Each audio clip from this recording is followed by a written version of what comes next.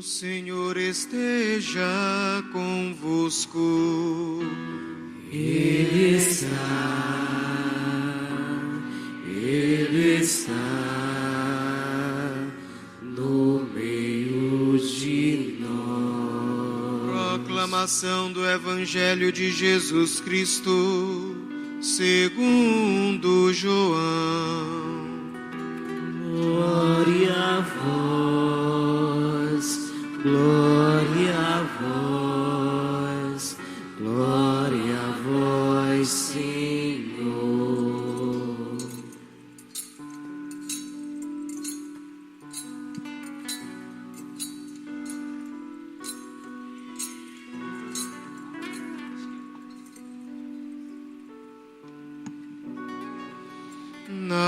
Naquele tempo, João viu Jesus aproximar-se dele e disse: Eis o Cordeiro de Deus, que tira o pecado do mundo, que tira o pecado do mundo. Dele é que eu disse: depois de mim vem um homem que passou à minha frente, porque existia antes de mim. Também eu não o conhecia, mas se eu vim batizar com água, foi para que ele fosse manifestado a Israel. E João deu testemunho dizendo: eu vi o Espírito descer como uma pomba do céu e permanecer sobre ele. Também eu não o conhecia, mas aquele que me enviou a batizar com água me disse: aquele sobre quem vires o Espírito descer e permanecer, este é quem batiza com o Espírito Santo. Eu vi e dou testemunho, este é o Filho de Deus. Eu vi e dou testemunho, este é o Filho de Deus. Irmãos e irmãs, é palavra da nossa salvação. Glória a vós, glória a vós, glória a vós, Senhor.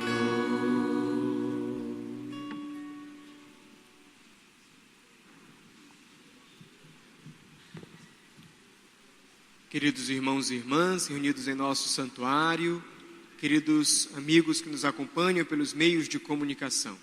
Hoje a nossa igreja celebra o segundo domingo do tempo comum e a tônica é dada sobre a misericórdia de Deus. Deus é misericórdia, sobretudo porque nos envia seu próprio Filho para nos dar uma vida nova. É disso que tratam as leituras que estamos ouvindo hoje nesta celebração.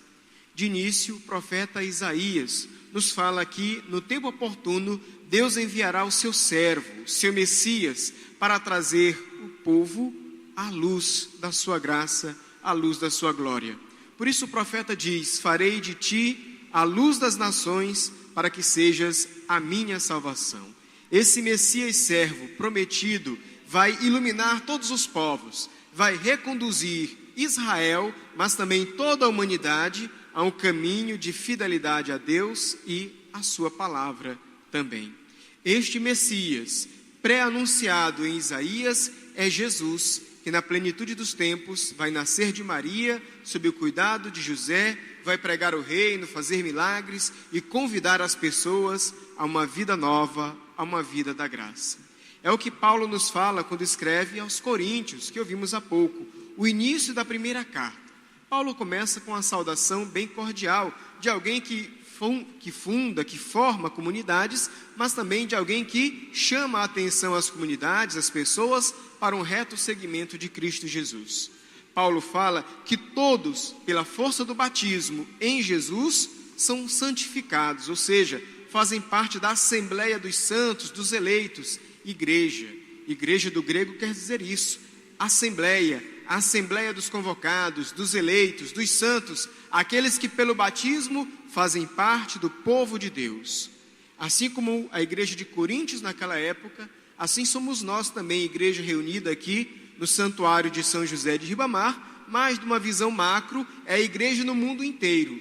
Todos nós, não importa a raça, língua, cultura, sexo, região, nós somos povo de Deus, convocados por Jesus a seguir seu caminho e construir o reino de Deus. Paulo então chama os coríntios de todo lugar, desejando paz, graça e fé. São os tesouros, de certo modo, que Paulo quer oferecer à comunidade, porque caminhando na graça de Deus, semeando a paz entre nós e caminhando firme com fé, nós estaremos sempre mais aptos a construir o mundo que Deus nos pede para construirmos. No Evangelho, é o momento em que João Batista dá testemunho de Jesus. O evangelista João nos apresenta João Batista muito mais do que como profeta ou como alguém que batiza, como uma testemunha. João é aquele que aponta: eis o Cordeiro de Deus que tira o pecado do mundo.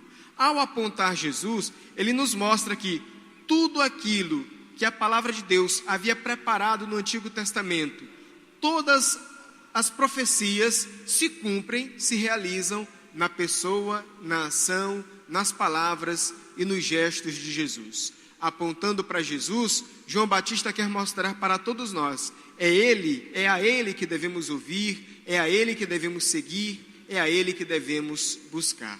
João Batista continua o seu testemunho falando do dia do batismo. Jesus é o pleno do Espírito Santo, por isso a pomba, que na Bíblia simboliza a presença do Espírito de Deus, desceu e permaneceu sobre Jesus. É outra característica que mostra, que afirma que Jesus é aquele que foi esperado desde o Antigo Testamento, porque o Messias deveria ser alguém pleno do Espírito Santo. Jesus recebe a pomba, recebe o Espírito Santo e se manifesta como o Messias, o Filho de Deus, o enviado.